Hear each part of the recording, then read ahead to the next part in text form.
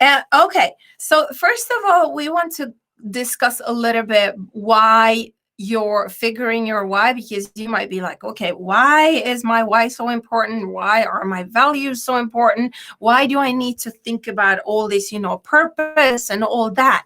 Well, because with what's happening today in the industry and with the brands that we're seeing that are doing well, that are thriving, and also with how we're seeing the communities shift and consumer behaviors, this is what brands have in common. They have an extremely strong why. They do have a purpose. They do have very solid values that they communicate super directly to their customer. They know exactly. They're not fluffy washy. It's like they know exactly what they stand for. And also because it's going to be way much easier for you to continue later on. I mean, if you know your why might be like why the reason that you wanted to start the brand. It might be personal. It might be attached to some problem that you've seen with your friends or with your family or whatever, or that you've also seen that there's a gap in the market. Maybe that's your why. And then also your personal why is like, that's going to be your guiding star eventually when it's going to be ups and downs, and it will be hard some days, and this is going to be your driving force and your motivator along the way. And also your why is extremely that you do communicate this constantly in everything that you do, all your platforms. Sorry, did you want No, I just want to say this is especially important if you have partners, because then this is something you want to discuss in the beginning, your expectations, but also your whys. It's a big difference if someone just want to, do a quick exit or a quick buck exit in a few years, or if you want to support the local community, or if it's to support your family and your friends, whatever. You want to support them and have this being for the long run. So just personally, it's important to look at why are you actually looking at this. As Anna said, it's going to be much easier in each and every decision. And this touches on, maybe we're going to get to this about the values. No, continue. But just as an example about your values, to make it clear why it can be important. Let's say one of your core values is sustainability. You want to create such a sustainable brand as possible. So then then each and every decision will be easier. Let's say you go sourcing, so you want to look for fabrics. Then you can determine right away, is this fabric sustainable according to my standards or not? Yes or no. You create a much smaller selection that can go back. You're going to look at the packaging. Is this sustainable? Is this a sustainable way of transportation? So each and every decision in your business will be much easier when you know your values. So it doesn't just have to be sustainability, but you're going to see it later on. That's why we push really hard right now. Look into your values and why, because it's going to be so much easier to make those decisions along the way. And we have been working with brands. You've been helping brands that have been in business for 70 years. And they hadn't figured this out, and things had changed along the way. So after 70 years, we had to go in and relook at their values. And the most important thing is now it's probably yourself, or maybe you have a partner, or soon you'll have a small team. But this is what's going to keep you together. This is also, so it's not only important for you as a solopreneur to keep going and keep motivated, but also this is going to be what's going to keep your culture super solid. I'm doing this, but this is literally it's going to keep your culture super solid, because this is also what you're going to attract the new employees and the new people that want to work with you and your partners, because this is how you're going to, and also this is how you're going to evaluate other partners. Do you have the same values? Do you stand for the same thing? Or do you have a common ground? Because if you don't, then it's not going to work. And it's going to weaken your brand. What you want to do is have a solid base of values that kind of increases and grows your brand. And also, this is how the community gets attracted to you, by values. Because again, like if you have the same values, you're speaking the same not spoken language in a way.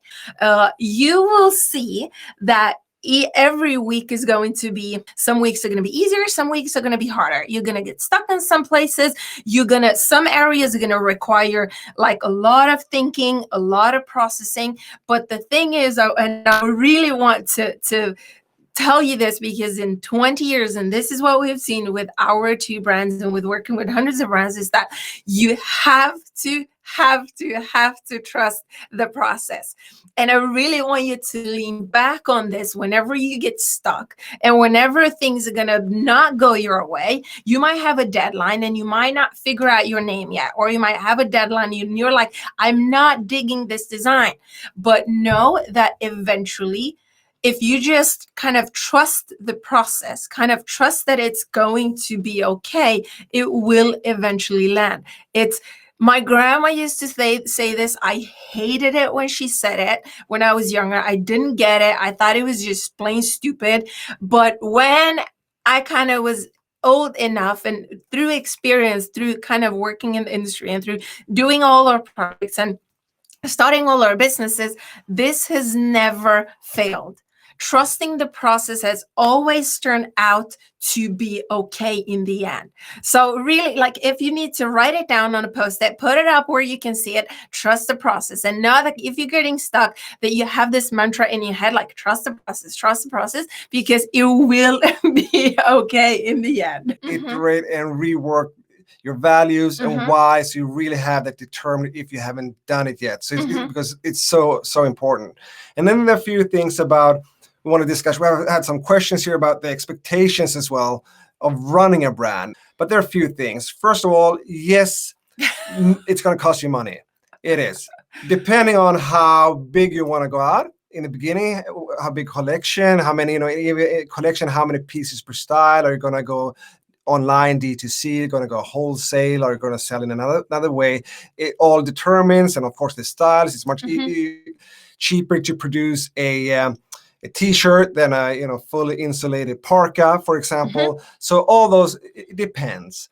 But yes, it's different from having an employment where you have your check every month. This will take, it might be a year, 2 years before you see any income. So again, trust the process, and it's kind of part of the game. It will cost you some money.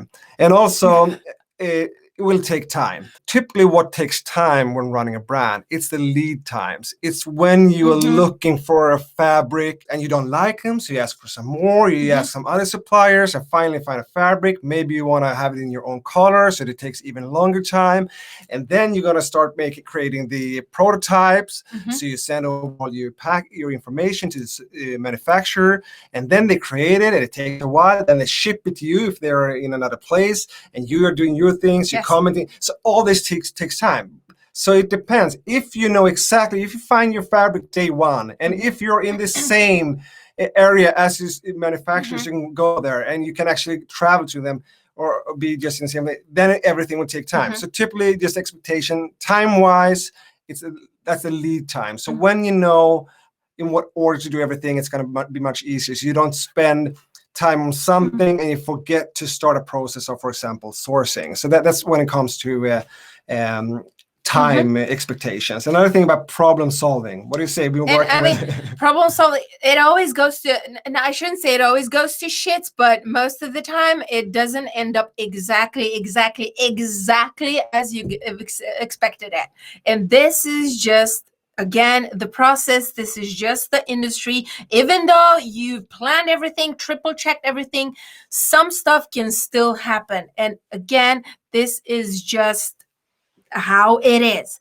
So instead of getting annoyed with it, instead of because I've been in your shoes, trust me, and shit happens every day, every single day. Something happened to me today and I was like, ooh. But you kind of have to, this is just the reality. So instead of getting frustrated, getting annoyed, this is the norm.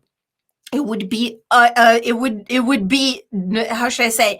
It would be strange if it wouldn't be the norm, like the opposite. So just know that yes, problems happen. You need to problem solve every single day, and this is just it. Like if something occurs, kind of detour. How can you get to your goal in another way? Maybe you don't need that particular material. Maybe you can choose option B. Maybe if those buttons didn't get the color that you expected, will it change your customer's mind? Will they even notice? Probably not. So it's certain things that you can just not, just basically like, don't stress. Shit's gonna happen, and it's just how it is. It's kind of the same as when you speak another language, like we do. We're Swedish speaking. So when you speak English, you have your direct translations in your head that you would like to say it, but then you don't find the words. You have to find it with some other words instead. It's probably much simpler than you would have expressed it otherwise. So if you speak other languages, you can see the similarity here. So basically, don't stress. Stuff's gonna happen. They always do. It's just that how can you go about it to improve it? How can you go about solving the problem? That's basically. And another thing, I know some of you have been running businesses before and are running businesses now, and some of you are brand new. But especially if you're brand new to running your own business, then expect that you will have always more tasks than you have time to do. There will always be more tasks than you have time to accomplish. And don't stress about it, because that's the way it is. But there are always things that you can improve. And if you have things that you cannot improve, if you're totally done, well, then you're not honest to yourself, because there are always things you can do better. I mean, if you think you're doing great in some area, you can do it one step better. So there are always things that you can do. So it's all about prioritizing and setting up your work week so you don't stress about it, and just prioritize. I can just mention quickly how I suggest you can plan. I've been working as a project manager for about a decade. So you have a task list. And during the week, you and your team, if you have an idea, whatever the idea is, something you would like to do or something you have to do, you just put it on the list. And that way, you know, you don't have to think about it anymore because it's on the list. It's quite simple. And everyone does that. And then once a week, I suggest by the end of the week, end of Friday or Monday morning, you sit down with your team or yourself and you prioritize what, you know, how much time you will have that week. Okay, I'm one person, I will work full time. How many of these tasks do I have time to do? And what's the top priority? And then you put them on top of your list, and that's what you work on. And then you kind of forget about the other tasks. And during the week, you add all your new tasks, and then again, by the end of the week, at the beginning of the week, you reprioritize. That way, you know, typically you will have time for all the tasks you had planned for. And also, you know, you don't have to stress about, there was something else I was supposed to do. You know it's on the list. And you're always, you're agile.